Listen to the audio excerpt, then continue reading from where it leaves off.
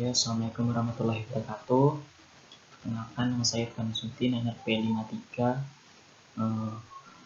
Pada video kali ini saya akan mempresentasikan percobaan dari modul lab 12 yang berjudul studi literatur. Pada modul kali ini berbeda dengan modul-modul sebelumnya, yang pada modul sebelumnya bertujuan untuk membuat GUI yang dapat kita kontrol.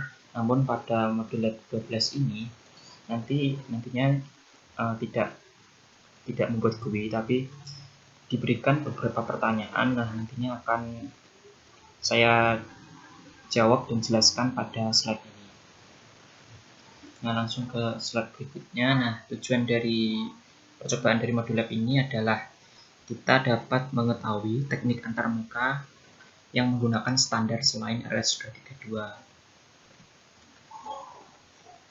Nah, lanjut ke slide selanjutnya. Nah, seperti yang saya jelaskan di awal tadi, nantinya kita akan diberi beberapa pertanyaan dan nanti akan saya jelaskan saya satu persatu.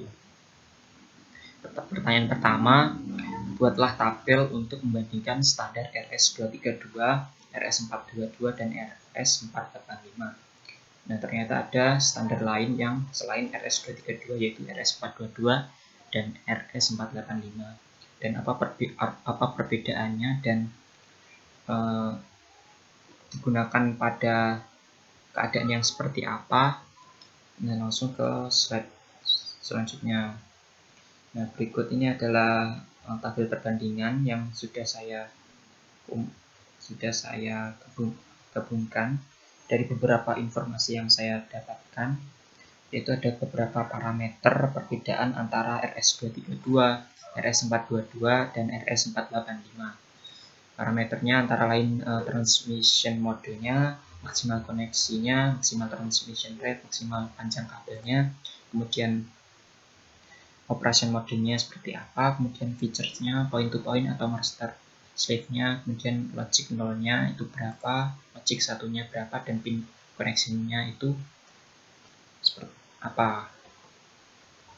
Nah, langsung saja pada RS23 transmisi modenya simplex, kemudian RS42 ini multi point simplex, dan RS485 ini multi point multiplex. Nah, paling sederhana ini terdapat pada RS232 yang simplex. Kemudian RS42 ini di tengah-tengahnya yaitu multi point tapi masih simplex.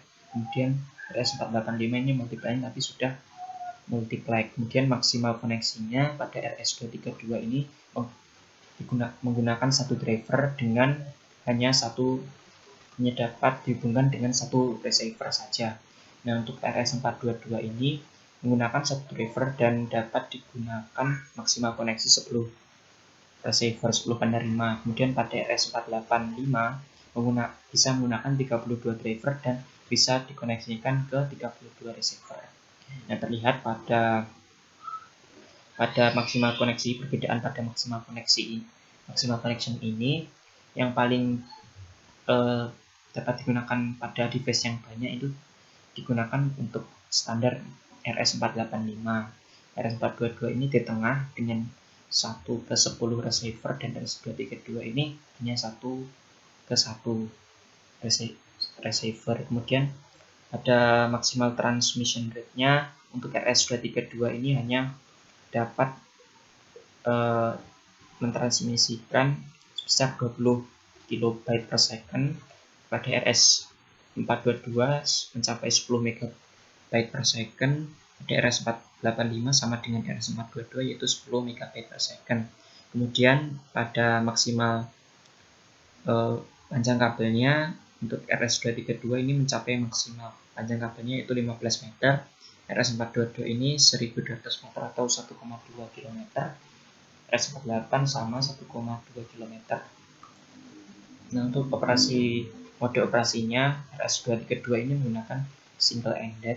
Kemudian RS422 ini menggunakan differential balance type. Kemudian RS485 sama menggunakan differential balance type. Kemudian untuk features-nya ini short distance tadi, Kemudian RS42 long distance, kemudian 485 nya long distance. Ini full duplex. RS422 nya full duplex, half duplex. RS48 nya sama. Kemudian RS23 one to one connection, tadi satu driver satu receiver.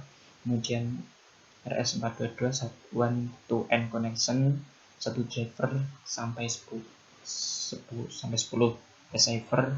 Kemudian ini ada RS485 end-to-end connection, 32 driver dengan 32 receiver. Kemudian point to point atau master slave RS232 point to point, RS422 ini master slave, RS485 master slave.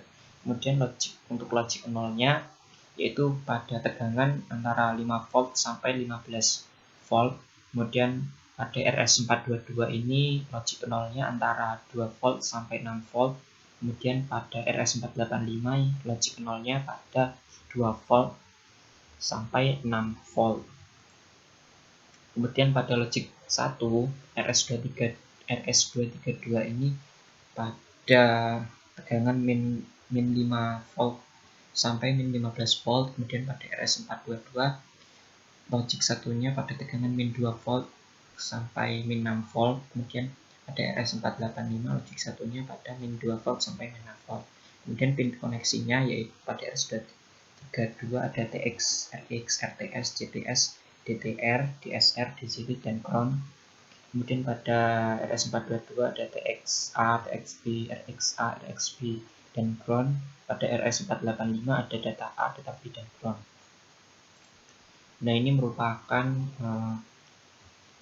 pin koneksi dari ketiga standar tadi, RS232, RS422, dan RS485. Kemudian dari mengetahui perbedaan dari ketiga standar tadi, ini bisa digunakan untuk kita dalam perancangan sistem yang menggunakan komunikasi secara serial. Nah, kita bisa menggunakan standar berdasarkan kontrol yang kita sistem yang kita buat. Apakah sistem yang kita buat ini hanya untuk jarak dekat atau hanya digunakan pada satu device terkoneksi hanya satu device atau terkoneksi dengan banyak device. Contoh penggunaan pada RS232 yang terkoneksi hanya satu device yaitu pada laptop dengan printer. Kemudian pada contoh RS422 yang satu driver yang terkoneksi dengan up to 10 device yaitu pada ini. Kemudian pada RS485 yang terkoneksi sampai 32 device ini, itu pada contohnya pada sistem CCTV. Next, nah ini ada beberapa referensi yang saya gunakan untuk membuat tabel perbandingannya tadi. Ini saya sertakan link YouTube-nya. Ini apa itu RS232 dan digunakan untuk apa, kemudian itu RS485 dan bagaimana penggunaannya dalam sistem kontrol industri. Kemudian next, masuk ke soal yang kedua, yaitu gambarlah skematik konverter RS232 ke RS485 dan jelaskan kegunaannya. Nah, ini adalah skematik konverter dari RS232 ke RS485. Di sini ada regulator tegangan, ini ada IC. Kemudian next, ini merupakan kegunaan dari konverter RS232 ke RS485. Jadi seperti yang saya jelaskan di awal tadi mengenai tabel perbandingan tadi, konverter ini digunakan memanfaatkan RS485 yang dapat terkoneksi ke device sampai 32 device, kemudian jarak kabel yang panjangnya 1,2 km dan noise yang kecil, sehingga dapat dimanfaatkan kelebihan tadi dan itu dapat dihubungkan ke RS23 yang dipunya. Dan ini contoh bentuk konverternya. Kemudian next, lanjut ke soal yang nomor 3, alternatif komunikasi serial Atmega 16 yang dapat digunakan. Nah, sebelumnya gambaran besar dari komunikasi serial ini terdapat dua macam, yaitu komunikasi serial secara sinkron dengan asinkron. Nah, komunikasi serial secara sinkron ini adalah komunikasi yang menggunakan clock internal. Kemudian sedangkan komunikasi yang asinkron adalah komunikasi yang menggunakan clock eksternal, clock dari luar. Nah, sedangkan untuk komunikasi serial yang digunakan pada Atmega ini ada 3. Untuk yang komunikasi secara sinkron itu digunakan yaitu pada SPI dan I2C, sedangkan untuk yang asinkron pada UART ini. Penjelasannya untuk UART ini singkatan dari Universal Asynchronous Receiver Transmitter. Jadi ini merupakan transmisi asinkron yang mengizinkan mengirim tidak memberikan clock sinyal, yaitu clock eksternal. Kemudian sebagai gantinya, untuk memulai transmisi, pengirim mengirimkan start bit pada tiap byte data dan dikirimkan dan diakhiri dengan stop bit. Kemudian SPI ini salah satu metode komunikasi serial yang menggunakan teknik sinkron. Kemudian komunikasi ini membutuhkan 3 jalur, yaitu MOSI, MISO, dan SCK. MOSI ini master output slave input, MISO master input slave output, dan SCK atau clock. Nah, apa itu master atau apa itu slave? Master itu adalah piranti yang digunakan untuk mentransfer data, sedangkan slave ini piranti yang dialamati oleh master. Kemudian I2C adalah standar komunikasi serial dua arah yang menggunakan 2 saluran yang didesain khusus untuk mengirim maupun menerima data. I2C ini terdiri dari 2 saluran, yaitu SCL serial clock dan SDA serial data yang membawa informasi data antara I2C dengan pengontrolnya. Next, lanjut ke soal keempat, yaitu soal terakhir, yaitu bagaimana gambarkanlah blok diagram penyusun robot arm di samping ini. Jadi sistem kerja robot ini ialah terdapat operation stationnya, yaitu pada laptop ini yang mengoperasi atau mengontrol atau memonitoring robot arm ini. Dan pada robot arm ini terdapat beberapa device yang dikontrol, yaitu robotic arm ini untuk menggerakkan lengan ini ke atas, ke bawah, kemudian ke samping, ke kanan. Kemudian force torque sensor ini digunakan untuk memutar pergelangan tangannya ini. Kemudian 3 finger gripper ini untuk menangkap atau mengambil suatu benda. Kemudian RGBD kamera ini digunakan untuk melihat bagaimana posisi benda yang akan diambil atau ditangkap tadi. Next, jadi cara kerja dari robot arm ini ialah atau robot arm Stackstone ini ialah robot yang dapat menyusun batu yang diletakkan secara terpisah, nanti dapat disusun ke atas, menumpuk. Nah, robotic arm ini akan menggerakkan, tadi seperti saya jelaskan, menggerakkan ke atas atau ke kiri, ke bawah untuk melihat batunya itu terletak di mana. Kemudian untuk menangkap atau mengambil batunya itu dengan menggunakan 3 finger gripper. Kemudian akan diletakkan, disusun. Kemudian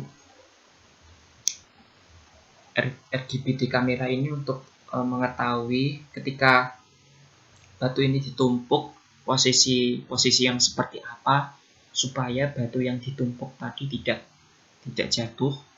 Ketika posisi yang dilihat oleh RGB kamera ini tidak sesuai, maka tangan ini dapat memutar, yang diputar oleh force torque sensor ini kemudian akan diletakkan di atas batu tersebut. Nah, blok diagram penyusunnya adalah seperti ini. Pada robotic armnya ini menggunakan 4 microcontroller. Kemudian pada 3-finger grip ini menggunakan 1 microcontroller. Kemudian pada force torque sensor menggunakan 1 microcontroller. Kemudian pada RGB di kamera menggunakan 1 microcontroller. Yang ke-7 microcontroller ini diatur dan dikontrol oleh 1 microcontroller ini. Kemudian microcontroller ini bisa dikontrol dan dimonitoring oleh laptop. Nah, untuk sistem komunikasinya sendiri menggunakan USART, Universal Synchronous Asynchronous Receiver Transmitter. Kemudian standar yang dipakai seperti yang saya jelaskan tadi, yang pertama ini antara pengatur utama microcontrollernya dengan beberapa microcontroller device-nya itu menggunakan RS485 karena ini satu driver mengatur terkoneksi ke banyak device. Kemudian dikonverter ke RS232 karena nanti akan dihubungkan ke laptop. Nah, untuk referensi sendiri mengenai cara kerja dari robotik ini, yaitu kalian bisa membuka link yang saya sertakan di sini. Di sini terdapat pembahasan mengenai bagaimana cara kerja dari robot arm ini. Kemudian ini ada juga link videonya YouTube bagaimana cara kerja dari robot arm Stackstone ini dalam menyusun batu ini. Next, nah mungkin sekian dari penjelasan saya tadi mengenai percobaan dari modul lab 12 mengenai studi literatur. Terima kasih. Wassalamualaikum warahmatullahi wabarakatuh.